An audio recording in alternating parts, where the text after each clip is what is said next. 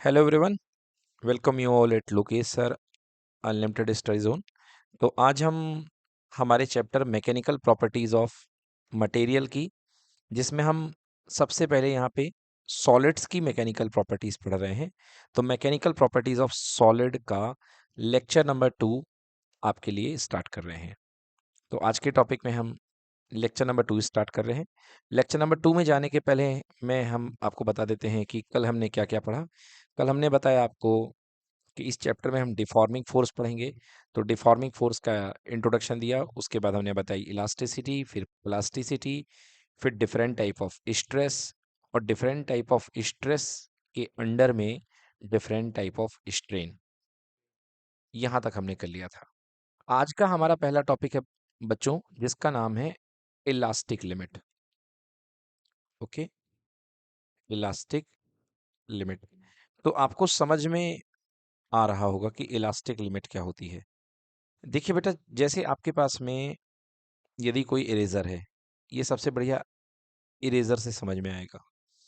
आप कोई इरेजर है आपके पास में, आप बड़ा सा इरेजर ले लीजिए, नॉन डस्ट वाला इरेजर जो होता है, और आप यहाँ पर इसको प्लास से पकड़ करके या उंगली से पकड़ करके दोनों उंगली से खींचना शुरू करिए।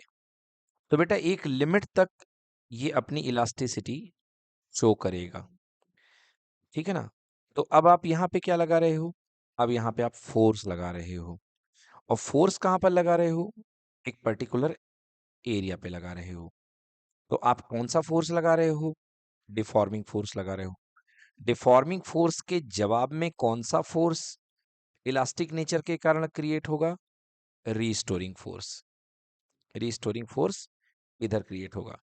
तो आपने जो फोर्स लगाया उसके इम्पैक्ट में एक लिमिट तक बॉडी खिंच करके वापस आ पाएगी। अगर आपने जरूरत से ज्यादा खींच दिया तो फिर वो बॉडी वहीं पर परमानेंट सेट हो जाएगी, या एग्जैक्टली वापस नहीं आएगी, थोड़ा कम वापस आएगी। क्लियर कि नॉट क्लियर। जैसे आप अपने पेन की स्प्रिंग निकाल लीजिए, और उस पेन की स्प्रिंग को अगर आप थोड़ी दूर तक खींचेंगे तब वो वापस अपने उस पे आ जाएगी। अगर आपने हल्का फुल्का फोर्स लगाया तो फोर्स हटाने के बाद अपने वापस शेप एंड साइज में आ जाएगी। बिकॉज क्यों, क्योंकि आपका लगाया गया फोर्स इलास्टिक लिमिट के अंदर है।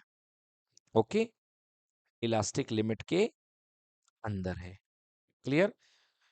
बट आपने इसकी इलास्टिक लिमिट से ज्यादा फोर्स लगा दिया, तो आपने देखा होगा आपका जो स्प्रिंग होता है पेन का, वो परमानेंटली खिंच करके रह जाता है और फिर वो वापस नहीं जाता।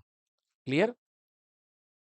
सो इलास्टिक लिमिट की डेफिनेशन क्या हो गई, वो मैक्सिमम स्ट्रेस, क्यों आप लगाओगे तो फोर्स, बट वो क्या बनेगा, एज अ स्ट्रेस बनेगा, क्योंकि force force as a stress काम करता है यहाँ पे। तो the maximum stress with in which the body regains its original shape and size after the removal of external force। जैसे ही आप डिफॉर्मिंग फोर्स हटाते हैं और वो बॉडी अपने ओरिजिनल शेप एंड साइज को गेन कर लेती है, उस मैक्सिमम अमाउंट ऑफ स्ट्रेस को, ठीक ना, क्या कहते हैं आप, उसे कहते हैं इलास्टिक लिमिट। बिल्कुल सही बात है, ठीक है ना। तो स्ट्रेस की मैक्सिमम वैल्यू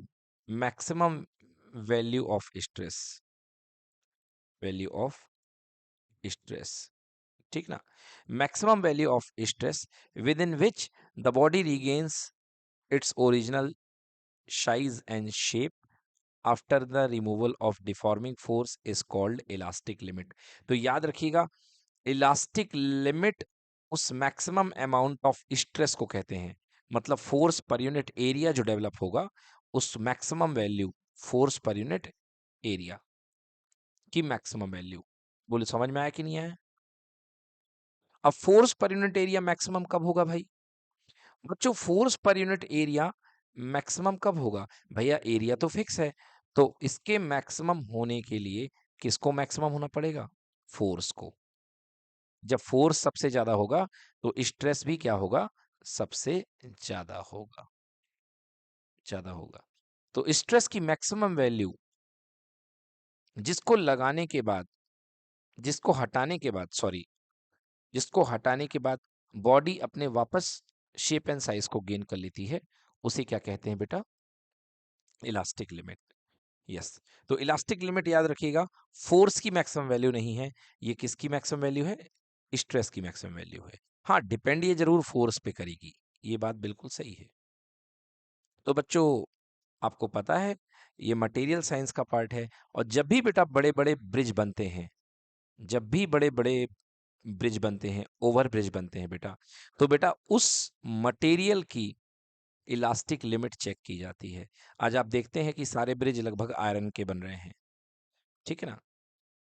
तो आयरन की इलास्टिक लिमिट चेक करी जाती है कि ये आयरन का पिलर जो कोने पर है, जो बेस में है, मतलब अलग अलग, अलग अलग कॉर्नर और अलग अलग बेस पे जो भी आयरन के पिलर हैं, उनकी बेटा इलास्टिक लिमिट टेस्ट की जाती है कि ये कितना स्ट्रेस बियर कर सकते हैं। पता चला आपने आयरन का ब्रिज बना दिया और यहाँ पे इतनी सारी गाड़ियां आ गई कि स्ट्रेस बढ़ गया, तो ये क्या हो गया बेटा? ब्रेक हो गया। एक लिमिट तक थोड़ा सा फैला, उसके बाद क्या हो गया? ब्रेक हो गया। क्लियर? आपने एक मूवी देखी होगी, एक मूवी मैंने भी देखी थी, जिसका नाम था फाइनल डेस्टिनेशन। यदि आपने इस मूवी को देखा है तो आपने देखा होगा एक हैंगिंग ब्रिज रहता है और वो कॉर्नर से तारों से जुड़ा हुआ था। जी बिल्कुल वही। तो उसमें कॉर्नर कॉर्नर पे बड़े बड़े तार थे। तो ब्रिज का पहले एक तार टूटता है स्ट्रेस ज्यादा होने के कारण, क्योंकि इतना ज्यादा ओवर क्राउडेड हो चुका था वहां पर। क्या लग गया था? जाम लग गया था गाड़ियों का। तो गाड़ियों के जाम लगने से इतना ज्यादा लोड डेवलप हो गया कि ये लोड इसकी स्ट्रेस कैपेबिलिटी से ज्यादा हो गया, इलास्टिक लिमिट से ज्यादा हो गया। और इलास्टिक लिमिट ज्यादा होने के कारण फिर ये तार टूट गए थे, कोलैप्स कर गया था ब्रिज। ठीक ना? तो ये सच में प्रैक्टिकल भी है। तो ये ब्रिज बनाते समय उस चीज को भी ध्यान में रखा जाता है कि क्या ऐसा संभव हो जाए कि कभी ऐसी स्थिति आ जाए कि दोनों तरफ से गाड़ियां पैक हो जाएं। तो उसको ध्यान में रख करके मटेरियल ऐसा यूज किया जाता है कि इलास्टिक लिमिट जिसकी बहुत हाई हो। ठीक है ना? सो चलिए, सो दिस इज इलास्टिक लिमिट। अच्छा, इलास्टिक लिमिट के आगे, इलास्टिक लिमिट के आगे बॉडी क्या बन जाती है? प्लास्टिक। ठीक है? जब तक इलास्टिक हो तब तक टूटोगे नहीं, अपने शेप को रीगेन कर लोगे। समझ गए? और जैसे ही फ्लेक्सिबिलिटी गई, इसका मतलब आप क्या बन चुके हो? प्लास्टिक। मतलब इलास्टिक लिमिट खत्म होते ही कोई चीज क्या बन जाती है? प्लास्टिक। क्लियर कि नॉट क्लियर? यस। सो बेटा, ये हो गई इलास्टिक लिमिट की बात। चलिए आइए डेफिनेशन देख लेते हैं इलास्टिक लिमिट की। ये इलास्टिक लिमिट की डेफिनेशन यहाँ पे लिखी हुई है। Define elastic limit: the maximum stress with in which the body regains its original size. इस वर्ड पर मैंने ध्यान दिया है, द मैक्सिमम स्ट्रेस, क्योंकि बच्चे लिख के आते हैं मैक्सिमम फोर्स। बट याद रखिएगा बच्चों, ये मैक्सिमम स्ट्रेस होता है within which the body regains its original size and shape after the removal of deforming force is called elastic limit. If the deforming force exceed the elastic limit, the body acquire a permanent set or deformation and said to be overstrained. मतलब इस body पर जरूरत से ज्यादा strain आपने लगा दिया। मैंने बताया था कि अगर आपके पास कोई रबर है, एक लिमिट तक तो ये खींचेगा, बट यदि उससे ज्यादा आपने खींच दिया तो क्या हो जाएगा? ये थोड़ी सी डिस्टेंस और इसकी बढ़ जाएगी, लेंथ बढ़ जाएगी और ये बिल्कुल फिक्स हो जाएगा, सेट हो जाएगा। सो this is called permanent set. क्या कहलाएगा बेटा? ये परमानेंट सेट। अगर आपने इसे इलास्टिक लिमिट के ऊपर का स्ट्रेस लगाया तो ये परमानेंट सेट हो जाएगा। Okay? And it is also called over strained. क्या कहलाएगा बेटा? Over strained. क्लियर? तो जब आपके ऊपर पढ़ाई का बहुत ज्यादा प्रेशर आ चुका हो, तो आप भी कह सकते हैं कि सर मैं ओवर स्ट्रेंड हो गया हूं आज। क्या हूं आज? ओवर स्ट्रेंड।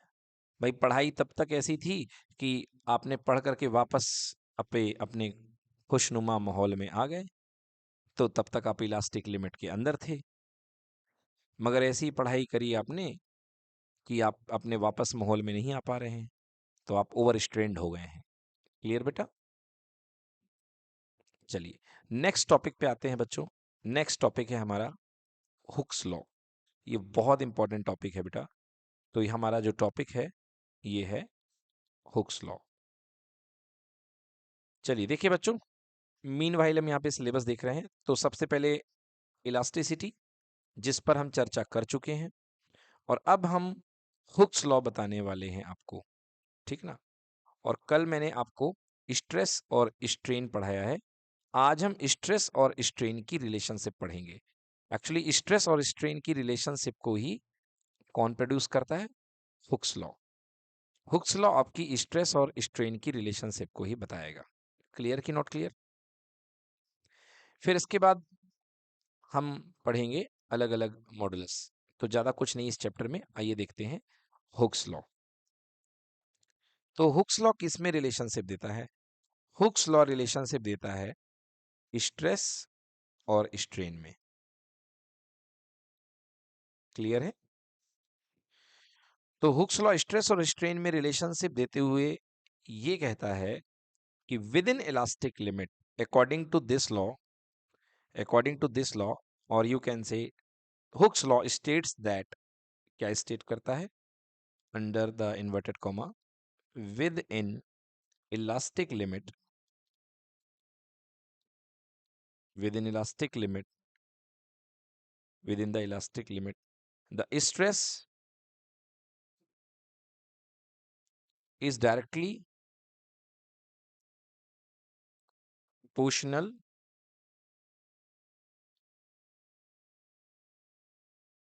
to strain। मतलब जो स्ट्रेस है वो स्ट्रेन के डायरेक्टली प्रोपोर्शनल है। ओके, तो ये कब लगेगा? इलास्टिक लिमिट के अंदर। मतलब जब तक बॉडी इलास्टिक लिमिट के अंदर है तब तक stress is directly proportional to strain. मतलब आप इसे फॉर्मेट मैथमेटिकली कह सकते हैं कि stress is directly proportional to strain. अब बेटा आप प्रोपोर्शनल हटाएंगे तो यहां पर एक कांस्टेंट आएगा। So stress is equal to, proportional हटाने पर एक कांस्टेंट आता है, समथिंग कांस्टेंट। इस कांस्टेंट को बेटा ई से शो करते हैं। This constant is called E, E times of strain. बिल्कुल सही। इस कांस्टेंट को हम ई से शो करते हैं। This is called stress equal to E times of strain. Now E is a constant here, जिसकी वैल्यू आप निकाल सकते हैं। E is equals to stress upon strain। ये एक कांस्टेंट वैल्यू होती है और इस कांस्टेंट का नाम है मॉडुलस ऑफ इलास्टिसिटी। क्लियर बेटा? This constant is called modulus of elasticity. Actually ये जो कांस्टेंट है ये इस मटेरियल की मैकेनिकल प्रॉपर्टी का बहुत बड़ा सिंबल है, एक तरीके से बहुत बड़ा इंडिकेटर है। ये इंडिकेट करेगा, ये बताएगा आपको उस मटेरियल की मैकेनिकल प्रॉपर्टी के बारे में। So this E is called modulus of elasticity. This is the constant of proportionality called modulus of elasticity, या इसी को बोलते हैं कोफिशिएंट ऑफ इलास्टिसिटी। क्लियर बेटा? सो this is called coefficient of elasticity of the material. ठीक है ना। इसकी वैल्यू जो होती है किस पे डिपेंड करती है? बॉडी के मटेरियल पर, कि किस मटेरियल से बना है। ओके, किस मटेरियल से बना हुआ है। मतलब इसका मटेरियल मीडियम क्या है, आयरन का है कि गोल्ड का है, किस चीज पे इसका मैटर क्या है। इस पे डिपेंड करता है। So it depends on the nature of the material of the body. And दूसरा किस चीज पे डिपेंड करता है? Type of deformation. ये याद रखिएगा कि ई की जो वैल्यू है दो चीज पे डिपेंड करती है। एक नेचर ऑफ मटेरियल और दूसरा टाइप ऑफ डिफॉर्मेशन। डिफॉर्मेशन का टाइप क्या है? समझ में आ गया? मतलब कोफिशिएंट ऑफ इलास्टिसिटी या मॉडुलस ऑफ इलास्टिसिटी, ये दो बातों पे डिपेंड करेगा कि टाइप ऑफ डिफॉर्मेशन क्या है और नेचर ऑफ द मटेरियल क्या है।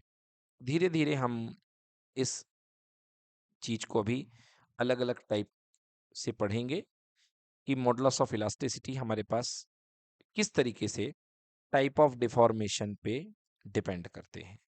मैं थोड़ी सी आपको झलक दिखला देता हूं कि टाइप ऑफ डिफॉर्मेशन का मतलब क्या है। देखिए बेटा, जैसे ये आपका सिर है, बोलिए सोनू, ये आपका सिर है और ये आपके कान लगे हुए हैं। ओके, मैं आपके कान पर क्या लगा रहा हूं? फोर्स लगा रहा हूं। ओके, और मैं आपके कान पर दो सिचुएशन में फोर्स लगा रहा हूं। आप दोनों सिचुएशंस को देखिए। एक सिचुएशन में मैं आपके कान को इस तरीके से खींच रहा हूं, मतलब मैंने आपके कान की लेंथ बढ़ाने का काम किया है। तो यहां पर फोर्स का नेचर क्या है बेटा? Tensile force. और दूसरा, मैं फोर्स इस तरीके से लगाने का प्रयास कर रहा हूं कि नीचे की तरफ यहां पकड़ के मैंने आपको इस तरीके से खींचा। क्लियर है बेटा? अब कहने में तो बहुत गंदा लग रहा है, मगर मुझे बताइए बच्चों कि किस सिचुएशन में कान को दर्द ज्यादा होगा या कान के उखड़ने के चांसेस ज्यादा हैं? पहले केस में या सेकंड केस में?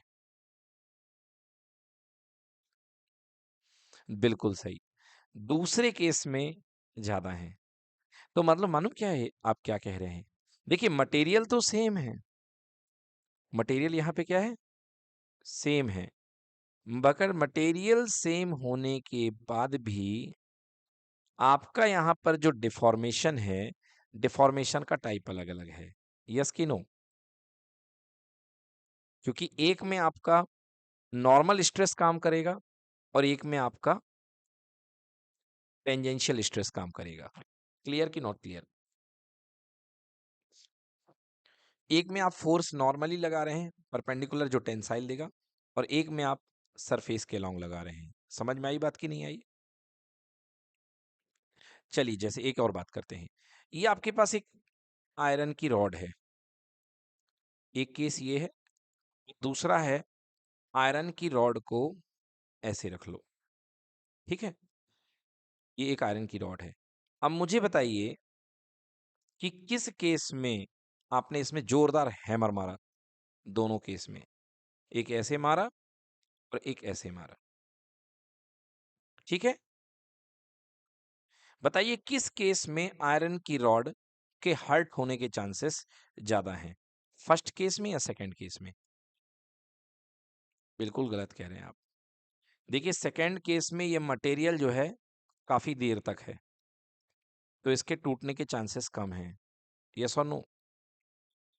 मगर फर्स्ट केस में ये मटेरियल का इम्पैक्ट इतनी जगह पे होगा, इसके इतने एरिया पर अटैक होगा। बोलिए यस और नो? तो इसलिए यहाँ पर इसके टूटने के चांसेस ज्यादा हैं। क्लियर कि नॉट क्लियर?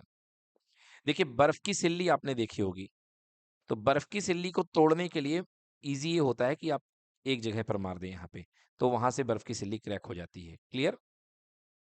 अगर आप बर्फ की सिल्ली को इस तरीके से रख करके फोड़ेंगे तो शाम तक फोड़ते रह जाएंगे और आपकी सिल्ली जो है थोड़ा थोड़ा टूट टूट करके अलग होगी, यहां से नहीं टूटेगी। क्लियर कि नॉट क्लियर? हम्म। कराटे जो खेलते हैं, मार्शल आर्ट करने वाले, वो पट्टियों को इस तरीके से रख करके यहाँ पर हथौड़ा मारते, अपना हाथ मारते, मारते कि नहीं मारते? अगर आप उनको बोलो कि ये इसको सीधे रख ले और यदि ऊपर से हाथ मारेंगे तो हाथ टूट जाएगा उनका, मगर पट्टी नहीं टूटेगी। क्लियर? मेरे कहने का मतलब आप इस चीज को समझिए कि जो मॉडुलस ऑफ इलास्टिसिटी होता है वो इस चीज पे भी डिपेंड करता है कि आपके डिफॉर्मेशन का टाइप क्या है। क्लियर? चलिए, तो इस पर लंबी चर्चा हो गई। अब हुक्स लॉ की बात हम कर रहे हैं, तो याद रखिएगा कि हुक्स लॉ कहता है कि with in the limit, with in elastic limit, okay, with in elastic limit, elastic limit के अंदर stress is directly proportional to strain. Clear है? अब हम पढ़ने वाले हैं हुक्स लॉ के बाद। हेलो, अब हम हुक्स लॉ की बात पढ़ने वाले हैं। तो बच्चों, आपने देखा कि किस तरीके से आपका जो मॉडुलस ऑफ इलास्टिसिटी है वो इस चीज पे भी डिपेंड करता है कि आप जो अप्लाई कर रहे हैं स्ट्रेस, वो कैसा स्ट्रेस है इसके ऊपर। चलिए, आइए तो क्वेश्चन देखते हैं। Question number 6, state Hooke's law, right it's one limitation. Answer देखेंगे। It states that within the elastic limit, the stress is directly proportional to the strain. Thus, within the elastic limit, stress is proportional to strain, or stress equal to constant into strain, or stress upon strain equal to constant. The constant of proportionality is called modulus of elasticity or coefficient of elasticity of the material. Its value depends on the nature of the material of the body and the manner in which it is deformed. मतलब type of deformation पर depend करता है। Clear? Hooke's law is valid only in the linear part of the stress strain curve. Hooke's law is obeyed up to the proportionality limit of the material. ये line आपको अभी समझ में आएगी जब मैं आपको स्ट्रेस स्ट्रेन कर्व बताऊंगा। ऊपर क्या लिखा हुआ है? With in the elastic limit. आपको इस वर्ड का ध्यान रखना है कि स्ट्रेस स्ट्रेन कर्व जो है वो तभी तक लगेगा जब तक आप इलास्टिक लिमिट के अंदर हैं। बट एक नई चीज यहाँ पे और इंट्रोड्यूस हो गई है जिसको बोलते हैं प्रोपोर्शनल लिमिट। कौन से लिमिट बेटा? प्रोपोर्शनल लिमिट बच्चों।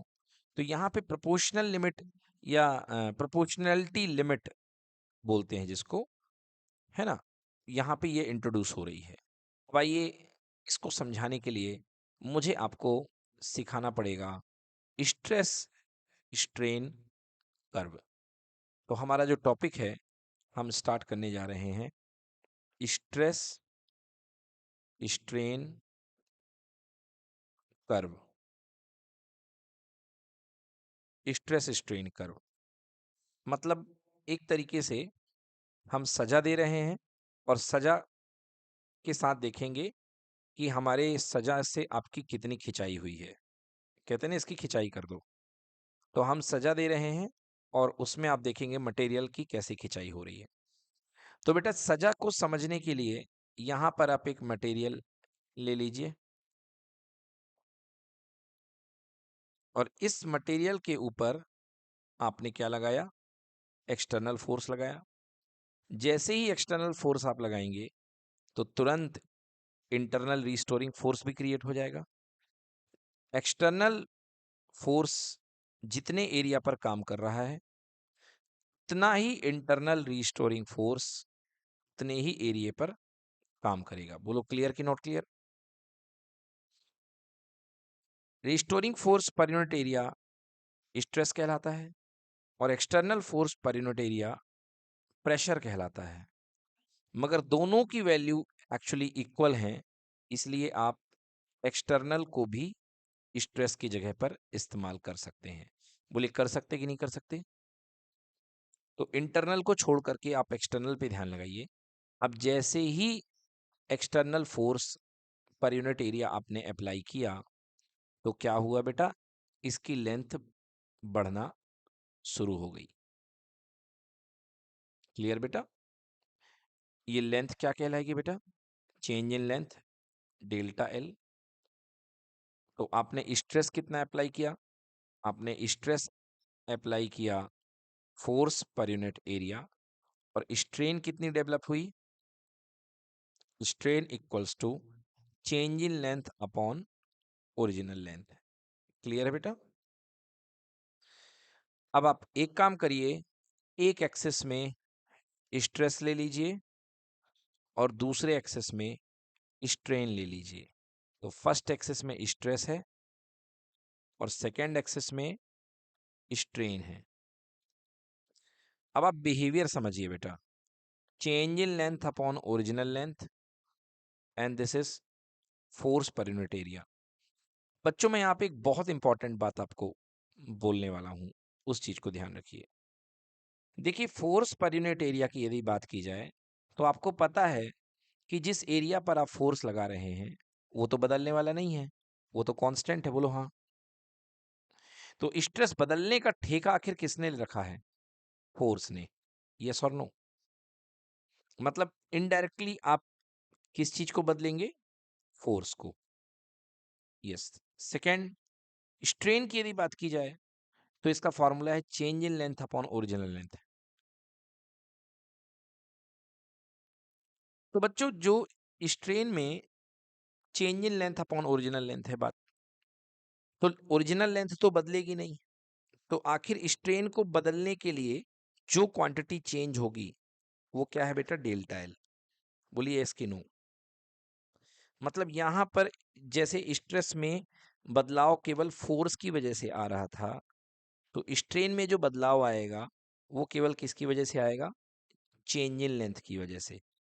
यस। तो मतलब दो क्वांटिटी का बदलाव हमको यहाँ पे देखना है, ऊपर एक इधर एफ का और इधर डेल्टा एल का। क्लियर कि नॉट क्लियर? चलिए अब देखते हैं। ये आपके पास में मटेरियल है। तो शुरुआत में जब आप फोर्स लगाएंगे तो एक लिमिट तक जितना आप फोर्स लगा रहे हैं उसी के प्रोपोर्शनल स्ट्रेन डेवलप होगा। बोलिए यस कि नो? तो मतलब ये कह रहे हो कि जैसे आपने फोर्स बढ़ाते गए तो यहाँ पे स्ट्रेन भी बढ़ता जाएगा। जैसे आपने 1 न्यूटन लगाया तो आपका फोर्स या स्ट्रेन कम रहेगी। देखिए जब आपका फोर्स कम है तो आपकी स्ट्रेन कम है, मतलब चेंज इन लेंथ कम है। क्लियर? क्योंकि वेरिएशन देख रहे हैं आप, केवल एफ और डेल्टा एल में हो रहा है, क्योंकि नीचे तो ए बैठा है वो भी फिक्स है और यहाँ पे ओरिजिनल लेंथ बैठी है वो भी फिक्स है। यस और नो? तो बेटा यहाँ पे आपने फोर्स बढ़ाते गए तो इधर पे चेंज इन लेंथ भी बढ़ती गई तो स्ट्रेन भी बढ़ती गई। समझ में आया कि नहीं आया? एक हद तक ऐसा हुआ कि आप फोर्स बढ़ाते गए तो स्ट्रेन बढ़ती गई। अब आप भी देख भी रहे हैं मटेरियल में, अगर आपके पास ये रबर का बैंड है, अगर आप इसको खींचते जाएंगे फोर्स बढ़ेगा तो स्ट्रेस बढ़ेगा, और स्ट्रेस बढ़ेगा तो बेटा इसकी लेंथ भी क्या होती जाएगी? बढ़ती जाएगी। क्लियर कि नॉट क्लियर? बट यदि आपने किसी पॉइंट पर आकर के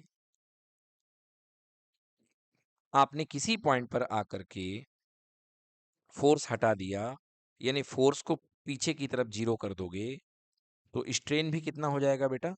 जीरो। मतलब वापस वहीं पर रबर पहुंच जाएगा, जैसे ही आप उसको छोड़ोगे वो अपनी ओरिजिनल कंडीशन में आ जाएगा। क्लियर कि नॉट क्लियर? अब इसका कंपैरिजन आप एक स्टूडेंट से करिए। स्टूडेंट अपनी लाइफ में कैसे कैसे विचित्र चीजों से गुजरता है। ये आपके पास में एक कोई स्टूडेंट है, ठीक ना? उसके साथ आप इस परिस्थिति को महसूस करिए। ये एक स्टूडेंट है 7th 8th क्लास का। आपने इसको फोर्स लगाया, आपने इसको 3 झापड़ मार दिए, थोड़ी देर बाद ये भूल जाएगा और वापस अपनी पुरानी वाली पोजीशन में बैक होकर के आ जाएगा। बोलो यस कि नो? कुछ बुरा नहीं मानेगा, 3 झापड़ मारे और 3 टॉफी दे दोगे ये मान जाएगा, क्योंकि वो उसके लिए बेरिएबल था। क्लियर बेटा? तो यहां तक जैसे आपने स्ट्रेस बढ़ाया वैसे स्ट्रेन चेंज हुआ। तो बेटा यहां तक की लिमिट जो कहलाती है इसको हम बोलते हैं प्रोपोर्शनैलिटी लिमिट। कौन सी लिमिट बोलते हैं? जी हाँ, यहां तक की जो लिमिट है इस पॉइंट ए तक, तो ओ से लेकर के ए तक जो आपको ग्राफ चल रहा है आपका, तो ग्राफ ओ से लेकर के ए तक किस लिमिट के अंदर है बेटा? Proportionality limit. और यहीं तक बेटा आप हुक्स लॉ अप्लाई कर सकते हो। क्या अप्लाई कर सकते हो? Hooke's law. बिल्कुल, क्योंकि यहां पर stress is proportional to strain. इस रीजन में जितना स्ट्रेस है उतना ही क्या मिल रहा है आपको? स्ट्रेन उसी रेट में बढ़ रहा है। तो इसीलिए यहाँ पे लीनियर ग्राफ आया है कि जितना तुम बढ़ोगे उतना हम बढ़ेंगे। तो बेटा ठीक है, यहाँ पर बच्चे को आपने 3-4 झापड़ मारे, बच्चा थोड़ी देर में भूल गया। क्लियर? अब इसके बाद आपने बच्चे को पहली बार 3 तक तो उसकी डेली आदत थी, वो डेली पिटता रहता था 3 झापड़ अपने टीचर से, उसे पता था कि 3 मारेंगे बस। मगर एक दिन उसे 5 मार दिए, मतलब 3 में 2 ज्यादा जड़ दिए। तो नॉर्मली वो 3 झापड़ का टेस्ट में बिल्कुल यूज टू था, तो 15 मिनट के बाद अपने नेचर में कूल बिल्कुल वापस हो जाता था। बट जिस दिन 2 और घल गए, उसको कुछ महसूस हुआ, यार ये तो कुछ ज्यादा हो गया। मगर 1-2 घंटे बाद फिर से वो अपने नेचर में वापस आ गया। चलो चलता है, उसने बोला चलो चलता है। समझ में आया? तो बेटा शुरुआत में इस पॉइंट तक इसकी कौन सी लिमिट थी? ये ए पॉइंट तक इसकी प्रोपोर्शनल लिमिट थी। प्रोपोर्शनल लिमिट थी। समझ में आ गया? मतलब पिटेंगे वापस आएंगे, पिटेंगे वापस आएंगे। मगर एक दिन जब 5 तक घल गए तो थोड़ा टाइम लगा वापस आने में। क्लियर? तो ये यहां पर पॉइंट बी जनरेट हो गया। इस पॉइंट को बोलते हैं इलास्टिक लिमिट। क्या बोलेंगे बेटा? Elastic limit. मगर याद रखना ये प्रोपोर्शनल नहीं है, इलास्टिक तो है, मगर यहाँ पे स्ट्रेट लाइन नहीं बनेगी। जैसे यहाँ तक स्ट्रेट लाइन बन रही है, यहाँ तक बिल्कुल स्ट्रेट लाइन बनी है, मगर यहाँ पर हल्की सी कर्व लाइन बनेगी। ठीक ना? क्योंकि एकदम से बच्चा वापस नहीं आया है, ये गोल सा कर्व लाइन बनी है। ये क्या हो गया? तो ये इलास्टिक। तो शुरू में कौन सी लिमिट है? प्रोपोर्शनल लिमिट है, मगर ये बाद में आ चुकी है इलास्टिक लिमिट, और खतरे की घंटी बज गई। और इसी को कहते हैं और यील्ड पॉइंट। अभी नहीं, अभी ब्रेकिंग कहाँ, अभी ये यील्ड पॉइंट मिला है। कौन सा पॉइंट मिला है? Yield point. सिमिलरली कोई मटेरियल है, आप इसको खींच रहे हो, तो एक लिमिट तो इलास्टिक लिमिट है। फिर इलास्टिक लिमिट के बाद एक पॉइंट बी आएगा, ये पॉइंट बी कहलाएगा यील्ड पॉइंट या इलास्टिक लिमिट, है ना? तो पॉइंट बी क्या हो गया? पॉइंट बी को हम बोलेंगे यील्ड पॉइंट या इलास्टिक लिमिट। समझ में आया कि नहीं आया? मतलब वापस आ जाएगा बच्चा, अपने उसी में आ जाएगा, मगर तुरंत नहीं आएगा, थोड़ा टाइम लेगा, सोचे विचारेगा, यार यार कुछ तो हुआ है गड़बड़। बोलो यस और नो। और ये एक प्रकार की चेतावनी है कि इसके बाद हम इलास्टिक नहीं है। अभी तक हम वापस अपने मिजाज में आ जाते थे, मगर अब 5 झापड़ के ऊपर झापड़ घले तो फिर भैया हम इलास्टिक नहीं है, अब के बाद हम प्लास्टिक हैं। क्या है बेटा? अब के बाद हम प्लास्टिक। अब के बाद हम क्या है बेटा? प्लास्टिक हैं। समझ रहे हो इस ग्राफ की मीनिंग की नहीं समझ पा रहे हो? अब बेटा जैसे ही बी पॉइंट के ऊपर आपने स्ट्रेस लगाया, जैसे ही बी पॉइंट के ऊपर आपने स्ट्रेस लगाया, बोलो क्लियर? बी पॉइंट तक कौन सी लिमिट थी बेटा? Elastic limit. क्लियर हुआ कि नहीं हुआ? अब बी पॉइंट के ऊपर जैसे ही आपने, यदि 5वें के ऊपर आपने 6वां झापड़ भी मार दिया, तो बच्चा अपने टेम्परेरी मिजाज को धारण कर लेगा, बिल्कुल परमानेंट उसको ले लेगा। और बेटा ये पार्ट जो यहाँ पे मटेरियल है, ये खींचा का खींचा रह जाएगा, अब ये वापस नहीं आएगा। तो यदि मान लीजिए बी से लेकर के आपने सी तक फोर्स लगाया है, तो बी के बाद इलास्टिक लिमिट खत्म होने के बाद अगर आपने फोर्स लगाया, बोलो यस और नो, तो वहां तक बेटा फिर वो बॉडी परमानेंट सेट हो जाएगी। क्या हो जाएगी? Permanent set. क्लियर कि नॉट क्लियर? परमानेंट सेट हो जाएगी। और यहां से इस बॉडी का प्लास्टिक बिहेवियर शुरू हो जाएगा। कौन सा बिहेवियर शुरू हो जाएगा? Plastic behaviour. देखो, इलास्टिक कहां तक था? बी पॉइंट तक था। कहां तक था इलास्टिक बेटा? बी पॉइंट तक। पहले ए तक खींचा, वो प्रोपोर्शनल लिमिट में था, जैसे फोर्स लगाया वापस आ गया। फिर बी तक खींचा तो एक वार्निंग जारी हो गई कि भैया अति हो रही है। उसके बाद फिर वापस आ गया आखिरकार मान मनोवल के बाद।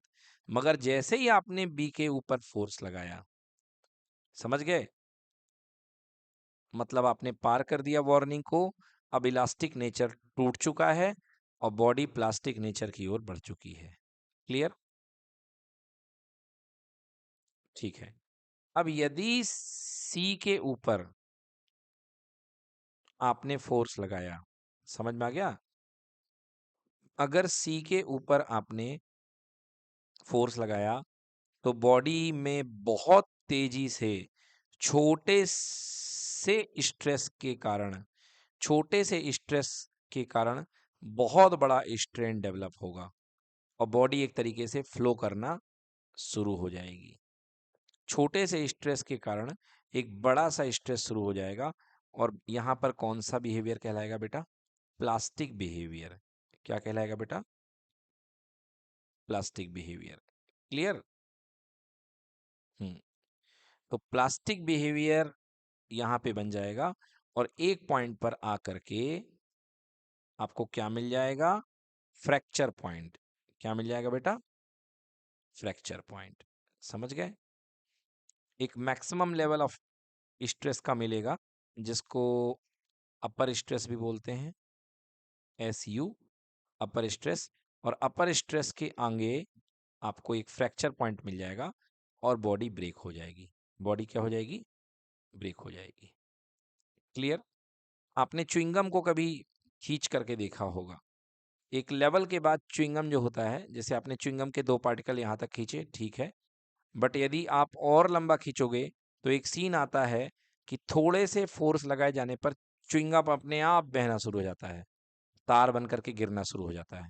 हो जाता है कि नहीं हो जाता? तो ये बेटा वही सीन है कि थोड़ा सा स्ट्रेस लगाए हो मगर देखो स्ट्रेन कितना सारा मिल गया।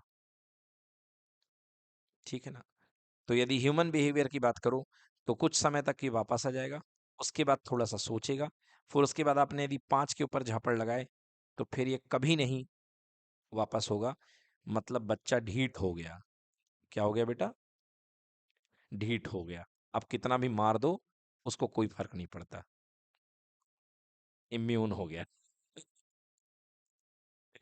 ठीक है। अब ढीठ के ऊपर भी आपने पिटाई कर दी, ढीठ के ऊपर भी आपने क्या कर दी? पिटाई कर दी। तो बच, बच्चे का कौन सा बिहेवियर आ जाएगा? प्लास्टिक बिहेवियर आ जाएगा और वो टूटना शुरू हो जाएगा। क्या शुरू हो जाएगा? टूटना। आपने 3rd डिग्री टॉर्चर कर दी ना, उसे अपनी जिंदगी व्यर्थ लगने लगेगी और एक दिन आकर के उसका क्या हो जाएगा? Fracture point. समझ में आ गया भैया? हाँ। तो ये फ्रैक्चर पॉइंट आ जाएगा। तो ये बेटा ये हमारा ग्राफ है, इसको हम स्ट्रेस स्ट्रेन ग्राफ बोलते हैं। समझने की बात यह है कि हमारा जो हुक्स लॉ है केवल यहाँ तक काम करता है, ओ से लेके ए तक। क्लियर कि नॉट क्लियर? आइए इसको देखते हैं बुक में, इस ग्राफ को। ये देखिए यहाँ पर ये ग्राफ बना हुआ है। ठीक है। देखिए नीचे स्ट्रेन दिख रही है और ऊपर स्ट्रेस दिख रहा है। स्ट्रेस मतलब फोर्स पर यूनिट एरिया और स्ट्रेन का मतलब change in dimension upon original dimension, चाहे वो जो भी हो। बोलो क्लियर कि नॉट क्लियर?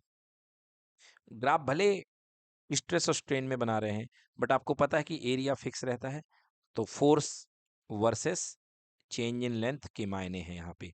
क्लियर कि नॉट क्लियर? देखिए ग्राफ को मैं आपको ग्रीन कलर से समझाने का प्रयास करता हूँ। शुरुआत में क्या हो रहा है, हाइलाइटर से दिखाऊंगा। चलिए देखिए शुरुआत में क्या हो रहा है बेटा, यहां से ग्राफ चला, कुछ ज्यादा ही मोटा हो गया भाई ये।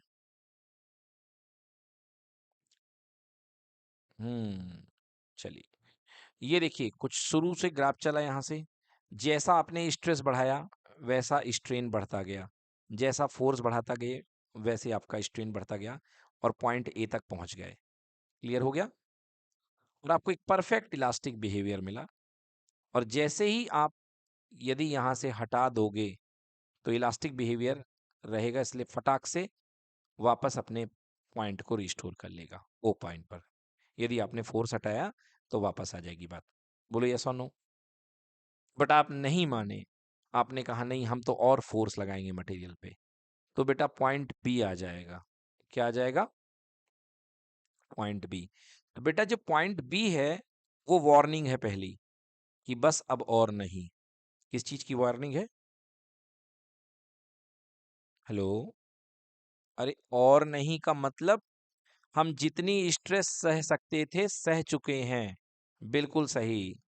अब हम इलास्टिसिटी के एंड पे आ चुके हैं, और यहाँ तक जो आप फोर्स लगाते हैं इस पॉइंट पर जो स्ट्रेस लगेगा इसको हम बोलते हैं इलास्टिक लिमिट। ये पॉइंट कहलाएगा यील्ड पॉइंट, और इस स्ट्रेंथ को बोलेंगे यील्ड स्ट्रेंथ, एस वाई। समझ में आ गया? मतलब यही जो स्ट्रेस है इसी को स्ट्रेस इलास्टिक लिमिट बोलते हैं। इसी को क्या बोलते हैं? Elastic limit. बताया था ना मैंने, the maximum stress up to which the material show nature of elasticity. Clear कि नॉट क्लियर? बस ये वार्निंग हो गई बी पॉइंट तक कि भाई अब हमारी इलास्टिसिटी खत्म। अब बेटा जैसे ही इलास्टिसिटी खत्म होती है तो कौन सा नेचर शुरू हो जाता है? Plastic nature. क्लियर कि नॉट क्लियर? हाँ। अब जैसे ही आप इलास्टिसिटी के ऊपर गए बेटा, इसके बाद जो पार्टिकल है वापस अपन को रीगेन नहीं करेगा अपने आप को। इसके बाद आपने जो खींच दिया वो खिंच गया। समझ में आया? ठीक है ना? 5 झापड़ तक आप बुरे नहीं थे, बट जैसे ही छठवां झापड़ लगा बच्चे ने सेटअप कर लिया कि आप बहुत बुरे इंसान हो। This is permanent set. Clear कि नॉट क्लियर? ये देखिए, तो बी पॉइंट के बाद इलास्टिक लिमिट खत्म और प्लास्टिक लिमिट शुरू। बोलो यस और नो? अब एक पॉइंट तक स्ट्रेन स्ट्रेस बढ़ाते जाओगे और स्ट्रेन बढ़ता जाएगा। बढ़ रहा है कि नहीं बढ़ रहा है? स्ट्रेस बढ़ा रहे हो और स्ट्रेन बढ़ रहा है। क्लियर कि नॉट क्लियर? हम्म। मगर आप देखो, स्ट्रेस आपने थोड़ा ही बढ़ाया है मगर स्ट्रेन बहुत लंबा बढ़ गया। हाँ या ना? स्ट्रेस आपने देखो इतना बढ़ाया है, ये स्ट्रेस का लेवल है यहां से लेकर के डी पॉइंट तक। हाँ या ना? मगर स्ट्रेन कहाँ से कहाँ तक आ गया? इतने पॉइंट तक। दिखा आपका? इतना स्ट्रेन बढ़ गया है, मतलब कम फोर्स लगाने में भी ज्यादा चीज खिंच रही है। आप अपने हाथ में एक पॉलीथिन लेकर के इस एक्सपेरिमेंट को कर भी सकते हैं। पहले खींचेंगे, पहले इलास्टिक लिमिट तक वापस आ जाएगी, फिर उसके बाद वो परमानेंट सेट हो जाएगी, फिर आप स्ट्रेन बढ़ाएंगे तो वो खींचने लगेगी। एक टाइम पे वो उसके अंदर थोड़ा सा आप मतलब अपने आप फ्लो होने की टेंडेंसी हो जाएगी। मतलब आप स्ट्रेस कम भी लगाओगे तो स्ट्रेन बहुत तेजी से बढ़ेगा, और स्ट्रेस की रिक्वायरमेंट आपको कम होने लगेगी। मतलब ज्यादा फोर्स मांग रहा था, उसके बाद कम फोर्स लगेगा, और एक पॉइंट पर आकर के पॉलीथीन अपने आप टूट जाएगी। क्लियर? और जिस पॉइंट पे टूटेगी वो पॉइंट कहलाएगा फ्रैक्चर पॉइंट। डन? यस। तो देखिए आपने क्या क्या चीजें देखी। आपने इलास्टिक बिहेवियर देखा, आपने प्लास्टिक बिहेवियर देखना, आपने फ्रैक्चर पॉइंट देखा, आपने प्रोपोर्शनल लिमिट देखी, आपने इलास्टिक लिमिट और यील्ड पॉइंट देखा, और आपने पर स्ट्रेस भी देखा, स्ट्रेस की सबसे अधिकतम वैल्यू। स्ट्रेस की अधिकतम वैल्यू के बाद ही आपका फ्लो शुरू हो जाता है। क्लियर कि नॉट क्लियर? इसको प्लास्टिक फ्लो बोलते हैं। क्या बोलते हैं बेटा? Plastic flow. आपने यदि कभी च्युइंगम को बहुत तेज से खींचा है तो आपने इस चीज को फील किया होगा। ठीक है, तो ये कहलाता है बेटा स्ट्रेस स्ट्रेन कर्व। एकदम अच्छे से क्लियर है बेटा? सेंट्रल स्कूल का क्वेश्चन है 2023 का, मतलब बहुत इंपॉर्टेंट। ठीक है, यहां पर आपको स्ट्रेस स्ट्रेन कर्व जो दिया गया है एक मेटेलिक वायर के लिए दिया गया है। किसके लिए दिया गया बेटा? मेटेलिक वायर के लिए। तो इस डायग्राम को अच्छे से समझ लीजिए। यही डायग्राम मैंने अपने पास भी बनाया था, बट मैंने थोड़ा सा बड़ा करके बनाया था। क्लियर है बेटा? तो हुक्स लॉ का रीजन आपने देखा, बहुत छोटा है हुक्स लॉ का रीजन, केवल ओ पॉइंट से ए पॉइंट तक। दिखा बेटा? यहां तक केवल हुक्स लॉ अप्लाई होगा जिसमें स्ट्रेस स्ट्रेन के प्रोपोर्शनल है। बाकी जगह स्ट्रेस स्ट्रेन के प्रोपोर्शनल नहीं है। ठीक है ना? बाकी जगह स्ट्रेस आप थोड़ा सा दे रहे हो, स्ट्रेन आपको भरपूर मिल रहा है। मतलब हल्का सा फोर्स लगाओगे और सामने वाला रोएगा बहुत। क्लियर है? मतलब थोड़े से फोर्स में तार खींचा जाएगा। तो बेटा यहाँ पे ये टॉपिक हमारा फिनिश होता है जिसका नाम है स्ट्रेस स्ट्रेन कर्व। अब इससे जुड़ी हुई डिफरेंट डिफरेंट बातें, डिफरेंट डिफरेंट क्वेश्चंस ग्राफ से जुड़े हुए आपसे पूछे जाते हैं। डन बेटा? तो स्टूडेंट्स आपने मॉडुलस ऑफ इलास्टिसिटी का फॉर्मूला देखा। मॉडुलस ऑफ इलास्टिसिटी का formula E is equals to stress upon strain. आइए स्ट्रेस का तरीका बदलते हैं, सजा का तरीका बदलते हैं, और देखते हैं कि अलग अलग प्रकार के डिफॉर्मेशन के लिए हमारे पास कितने तरीके के मॉडुलस ऑफ इलास्टिसिटी है। तो आपको कल मैंने पढ़ाया था कि हमारे पास स्ट्रेस के 3 तरीके हैं, और 3 तरीके के स्ट्रेस में 3 प्रकार का स्ट्रेन भी डेवलप होता है। जिस तरह की खिंचाई उस तरह का खिंचाव, जिस तरीके की पिटाई उस तरीके के रिजल्ट। ओके, तो स्ट्रेस हमारे पास सबसे पहले मैंने जो कल स्ट्रेस दिखाया आपको, कौन सा स्ट्रेस दिखाया? नॉर्मल स्ट्रेस, याद है? दूसरा स्ट्रेस जो मैंने आपको दिखाया था उसका नाम था हाइड्रोस्टैटिक स्ट्रेस। क्या नाम था भाई? हाइड्रोस्टैटिक था कि कुछ और था? हाँ, उसी का नाम हाइड्रोस्टैटिक स्ट्रेस था, या वॉल्यूमेट्रिक स्ट्रेस।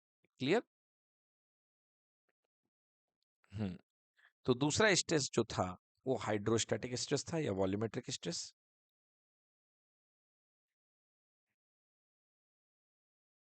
और तीसरा स्ट्रेस जो था वो था शेयरिंग स्ट्रेस या टेंजेंशियल स्ट्रेस।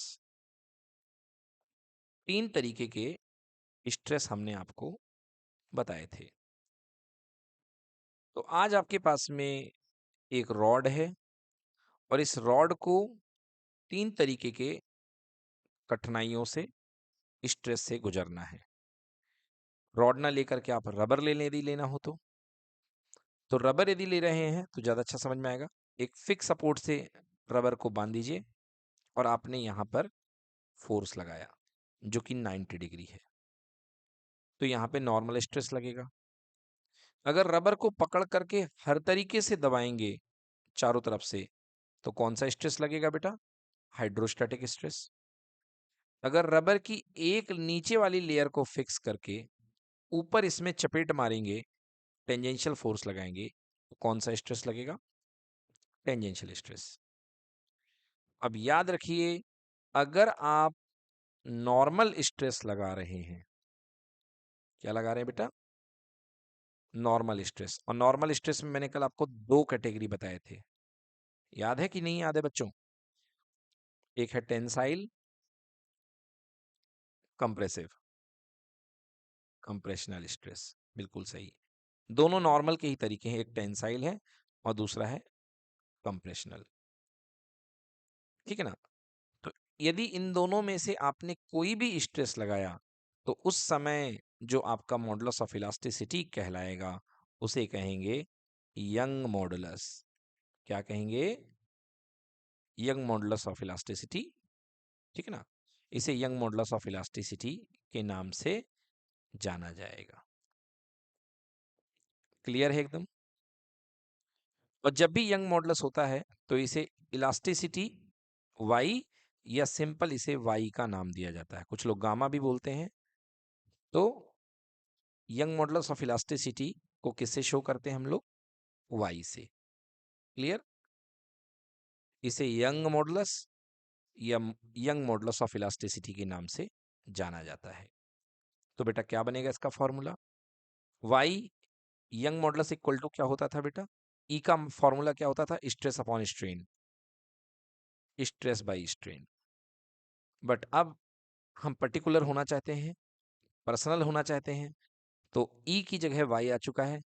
कौन सी स्ट्रेस लगेगी बेटा? नॉर्मल स्ट्रेस, बिल्कुल।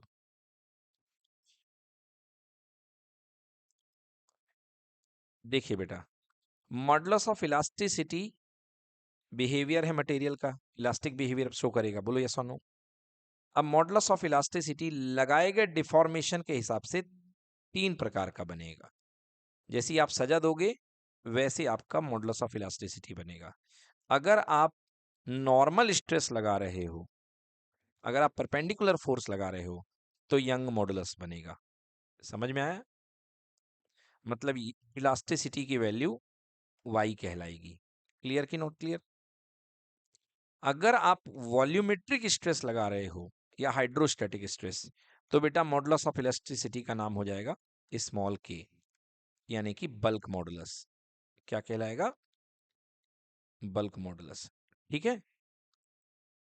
और अगर मॉडुलस ऑफ इलास्टिसिटी आपने लगाया जिस समय आपने टेंजेंशियल स्ट्रेस लगाया है, तो उस समय मॉडुलस ऑफ इलास्टिसिटी का नाम हो जाता है नीटा, जिसे क्या बोलते हैं? Share modulus. क्या बोलते हैं? शेयर मॉडुलस, या इसी को बोलते हैं modulus of rigidity.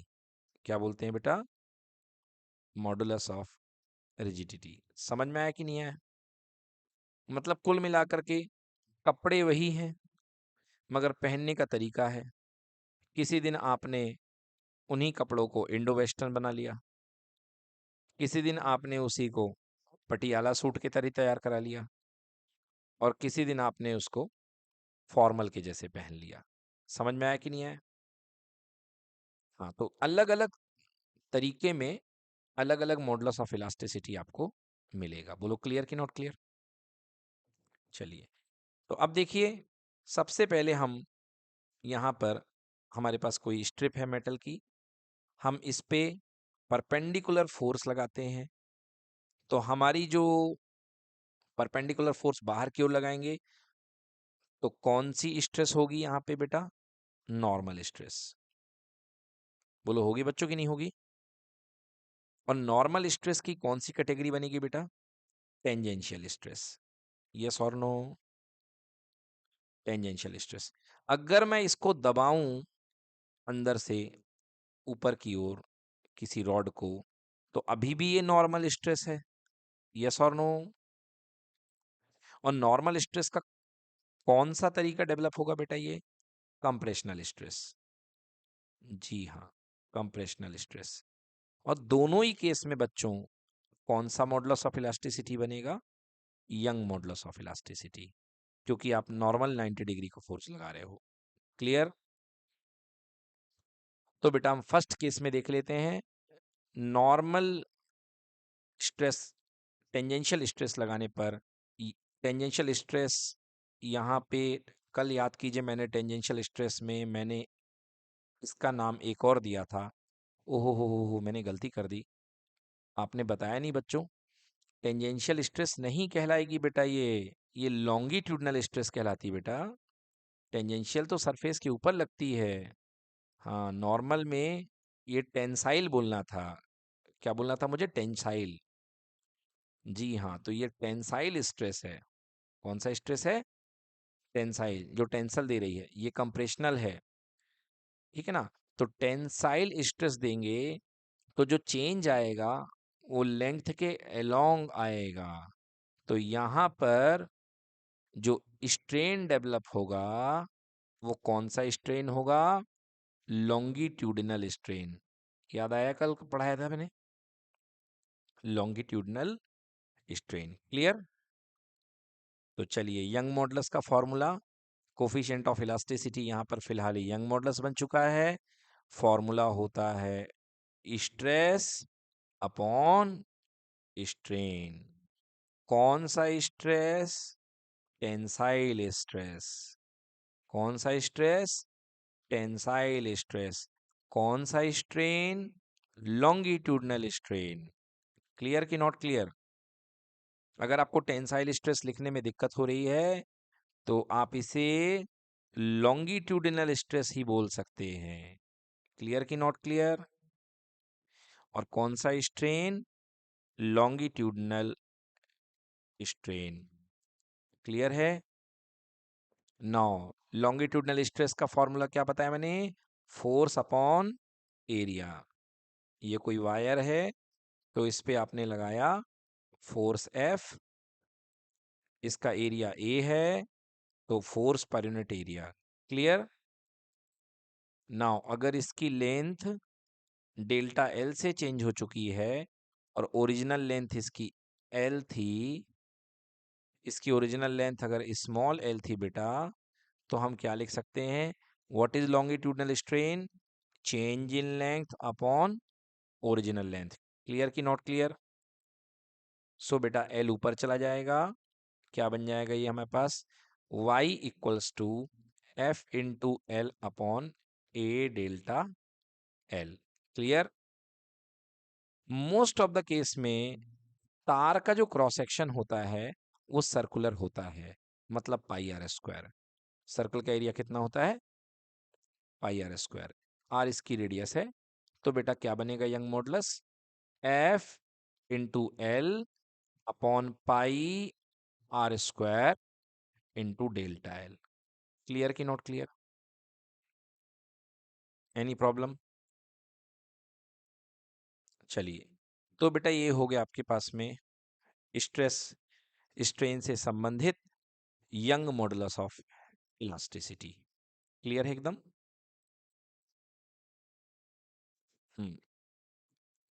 Young modulus of elasticity हो गया बच्चों ये।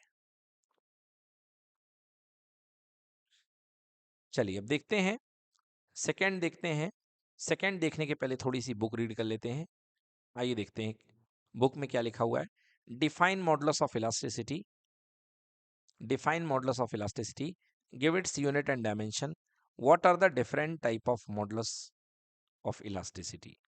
तो मॉडुलस ऑफ इलास्टिसिटी मैंने बता दिया। द मॉडुलस ऑफ इलास्टिसिटी और coefficient of elasticity of a body is defined as the ratio of stress to the corresponding strain, but कब? With in the elastic limit. Clear की not clear? So modulus of elasticity equals to stress upon strain. The SI unit of modulus of elasticity is Newton per meter square. क्यों? क्योंकि बेटा आप जानते हो कि force की यूनिट होती है न्यूटन, एरिया की यूनिट मीटर स्क्वायर, और चेंज इन लेंथ भी मीटर में, ये भी मीटर में, तो इसकी कोई यूनिट बनेगी नहीं, स्ट्रेन की कोई यूनिट नहीं बनेगी। क्लियर? तो कुल मिला के जो स्ट्रेस की यूनिट होगी वही मॉडुलस ऑफ इलास्टिसिटी की यूनिट आ जाएगी, and that is Newton per metre square. Done? Clear कि नॉट क्लियर? ओके, सो इसका डायमेंशन फार्मूला वही होगा जो प्रेशर का होगा या स्ट्रेस होगा, दैट इज ml⁻⁻1 टी की power -2 Newton per metre square. Newton मतलब ml टी की पावर -2, और पर मीटर स्क्वायर मतलब एल का स्क्वायर। तो एक एल से एक एल कैंसिल, बाकी एक एल ऊपर, तो ml की पावर -1 टी की पावर -2। क्लियर बेटा? अब next, different type of moduli of elasticity, moduli plural होता है, तो different type of moduli of elasticity corresponding to the three type of strain. जैसा आप स्ट्रेन मिलेगा आपको, we have three important moduli of elasticity. First is Young modulus, that is modulus of elasticity of length. अगर आपकी length very होगी, तो length very कब होगी? जब लॉन्गिट्यूडिनल स्ट्रेन डेवलप होगा। So that time the modulus of elasticity is called what? Young's modulus. Second is bulk modulus, it is denoted by small k. The modulus, it is or the modulus of elasticity for the volume when there is volumetric strain. Clear? Volumetric strain develop होगी और आप कैसा stress लगाओगे? Volumetric stress. Stress clear? Third one is called modulus of rigidity और it is also called shear modulus, Nita, that is modulus of elasticity of shape. ये कब develop होगी? जिस समय आपके पास में टेंजेंशियल स्ट्रेन आएगी। क्लियर कि नॉट क्लियर? तो तीन तरीके के यहाँ पे मॉडुलस ऑफ इलास्टिसिटी डेवलप हो रहे हैं, जिसमें हमने सबसे पहले आपको क्या पढ़ा दिया? Young's modulus of elasticity. Yes, so what is Young's modulus of elasticity? With in the elastic limit the ratio of the longitudinal stress to the longitudinal strains. बोलो, आ गया समझ में? लॉन्गिट्यूडनल स्ट्रेस मतलब सजा खींचने वाली है, खिंचाव भी लेंथ के डायरेक्शन में है। So longitudinal strain is called young modulus of the material of the wire. As shown in figure, suppose there is a wire having length L, cross sectional area A, suffers an increase of length delta L. तो बेटा वही young modulus equals to longitudinal stress upon longitudinal strain, force upon area delta L upon L। बेटा solve कर दोगे तो इस तरीके से आ जाएगा। क्लियर कि नॉट क्लियर? क्लियर है बेटा? सब बच्चों को क्लियर है?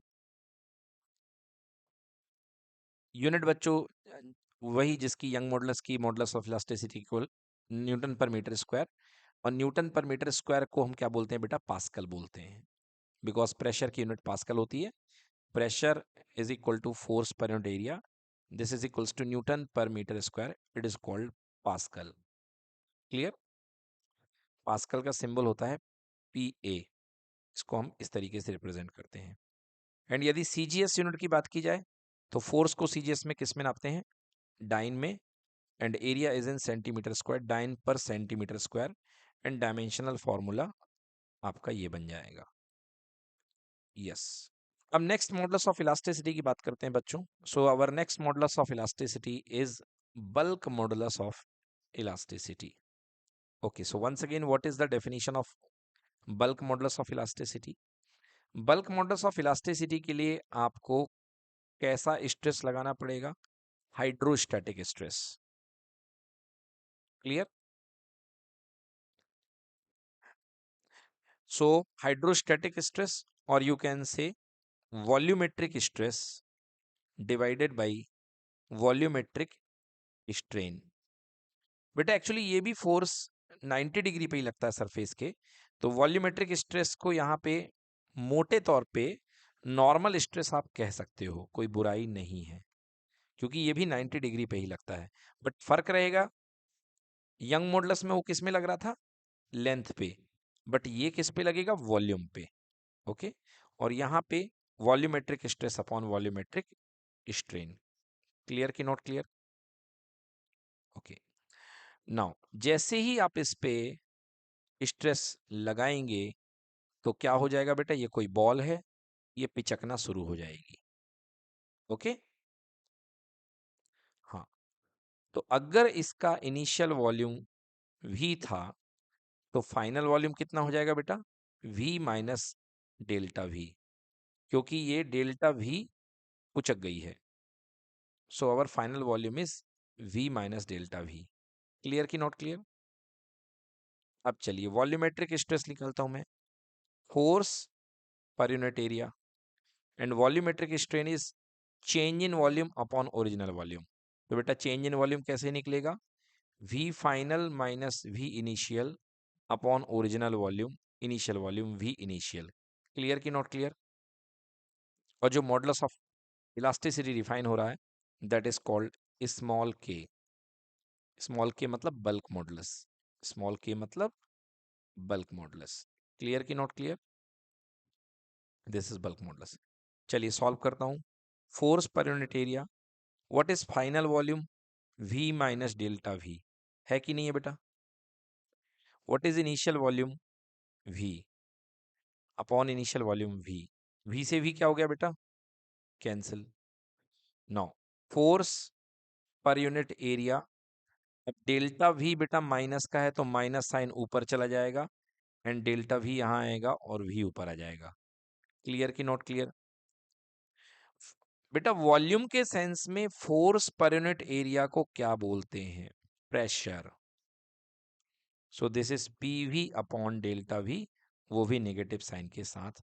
सो this is the formula for bulk modulus.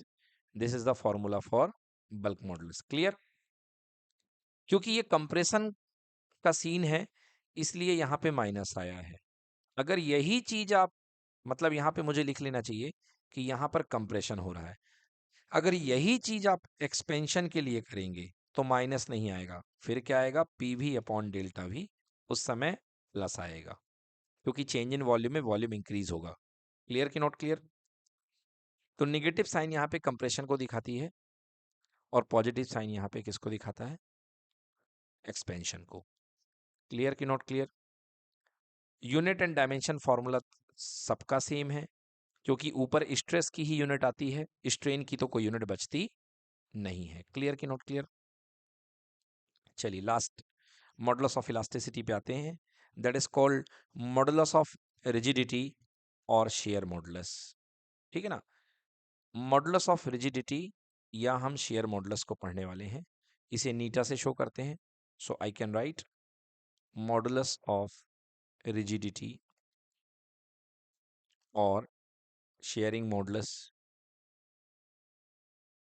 SHEAR, shear modulus.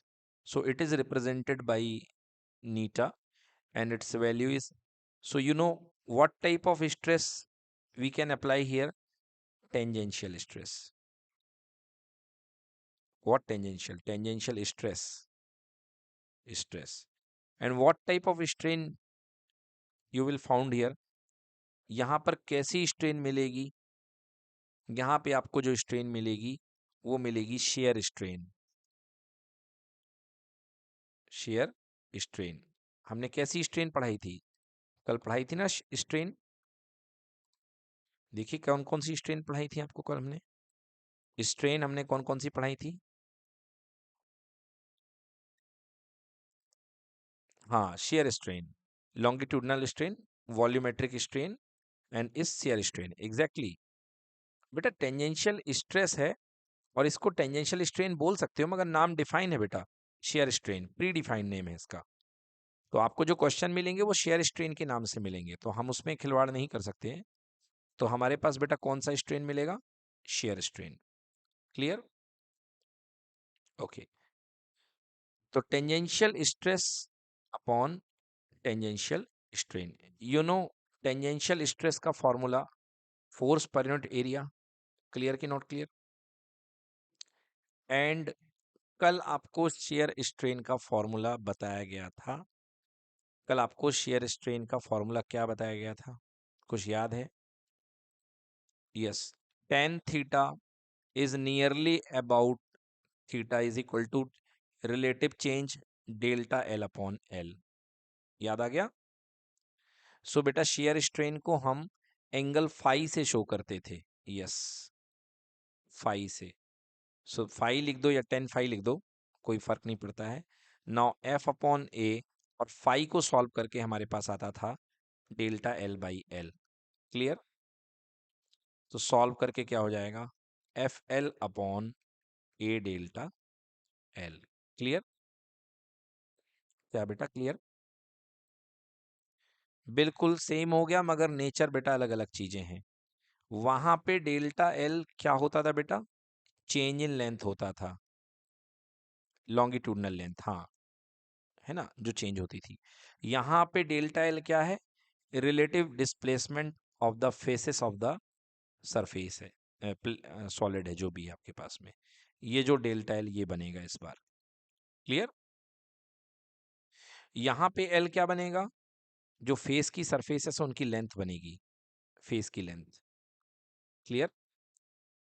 कल जो आपको बताया था मैंने रबर का एग्जांपल लेकर के। क्लियर। सो ये यूनिट और डायमेंशन बिल्कुल सेम आएगी। लास्ट टॉपिक आता है बेटा कंप्रेसिबिलिटी। ये बहुत पूछा गया है एग्जाम्स में कि कंप्रेसिबिलिटी क्या होती है। So what is compressibility? So simple, the reciprocal of bulk modulus, the reciprocal of bulk modulus is called compressibility. ठीक है। हाँ हाँ बिल्कुल सही, minus delta V by P V हो जाएगा। ठीक ना, is equals to minus delta V by P V. Clear. So this is called compressibility. Okay, चलिए बच्चों, तो आज हमने यहाँ तक टॉपिक कंप्लीट कर लिया है, इलास्टिक एंड प्लास्टिक नेचर। अब इसके बाद कुछ डेफिनेशंस आती हैं, मैं उनके नाम ले लेता हूँ, आप उनको रीड करिए, बहुत इजी चीज़ है। Like type of material, ductile material, brittle material. ठीक है बेटा, तो जो डक्टाइल मटेरियल होंगे उनकी प्लास्टिक लिमिट ज़्यादा होगी, और जो ब्रिटल मटेरियल होंगे उनकी प्लास्टिक लिमिट कम होगी, मतलब उनका ब्रेकिंग पॉइंट जल्दी आ जाएगा। जैसे ये प्लास्टिक मटेरियल, आपका डक्टाइल मटेरियल है, तो ये देखिए ये खिंचा चला जा रहा है, मतलब इसकी डक्टिलिटी हाई है, ये इसका ब्रेकिंग पॉइंट है, फ्रैक्चर पॉइंट। क्लियर। सो ये मटेरियल क्या कहलाएगा, डक्टाइल। इसको आप पीटते जाओगे इसकी लेंथ बढ़ती जाएगी। बट यदि बेटा कोई मटेरियल का ग्राफ स्ट्रेन स्ट्रेन कर्व इस तरीके से है, स्ट्रेस स्ट्रेन, ये इसका ब्रेकिंग पॉइंट है, तो आपने देखा कि आपको प्लास्टिसिटी जोन बहुत कम मिला है कि नहीं मिला है, तो ये कैसा मटेरियल है, ब्रिटल मटेरियल है। ठीक है, इसके बाद आपके कुछ डेफिनेशन है, malleability, elastomers, elastic after effect, elastic fatigue, elastic hysteresis. यहाँ तक की डेफिनेशन के जो टर्म हैं इनको आप रीड करके रखिए। चलिए, तो आज की क्लास में हम इतना ही ख़त्म करते हैं। Thank you so much for being with us.